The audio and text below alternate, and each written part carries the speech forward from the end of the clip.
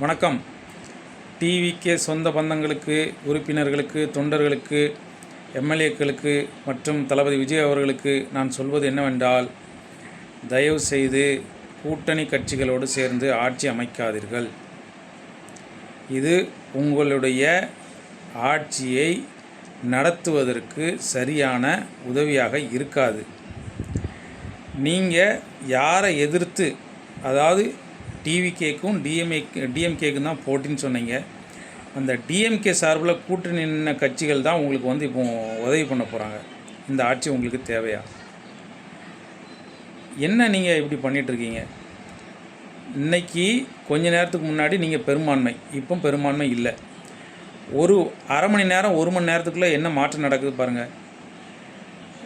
5 வருஷமும் நீங்கள் இந்த வேதனை தான் அனுபவிக்க போகிறீங்க. பார்த்துக்கிட்டே இருங்க.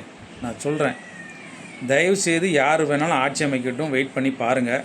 அப்படி ஆட்சி அமைச்சாங்கன்னா நீங்கள் ஒரு வலிமையான எதிர்க்கட்சியாக செயல்படுங்க. அப்படி யாருமே ஆட்சி அமைக்கலையா, கவர்னர் ஆட்சி அமையட்டும். அடுத்தால ரீஎலெக்ஷன் வரும். ரீஎலெக்ஷனில் நீங்கள் தனி பெரும்பான்மையோடு வருவீங்க. ஏன் உங்களுக்கு இது புரியவே மாட்டேங்குது? கூட்டணியோடு அமைச்சிங்கன்னா ரொம்ப கஷ்டம்.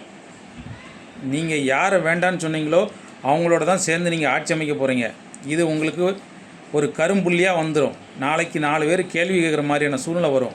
நான் ஓட்டு போட்டதுனால தான் நீங்கள் ஜெயிச்சிங்க, என்னுடைய கூட்டணி கட்சி தான் உங்களுக்கு ஆதரவு கொடுத்து நீங்கள் ஆட்சி பண்ணிகிட்ருக்கீங்க. இதெல்லாம் உங்களுக்கு தேவையா? இப்போ வேறு யாரோ ஆட்சி அமைக்கிறதுக்கு முயற்சி பண்ணிகிட்ருக்காங்களா? பண்ணட்டும், அவங்க ஆட்சி அமைக்கட்டும். நீங்கள் வலிமையான எதிர்கட்சியாக இருந்து மக்களுக்கு நல்லது பண்ணுங்கள், நல்ல பேரை வாங்குங்க. அடுத்த எலெக்ஷன் வரும்போது தனிப்பெரும் கட்சியாக ஆட்சி அமைங்க. ஏன் புரிய மாட்டேங்குன்னு எனக்கே தெரியல.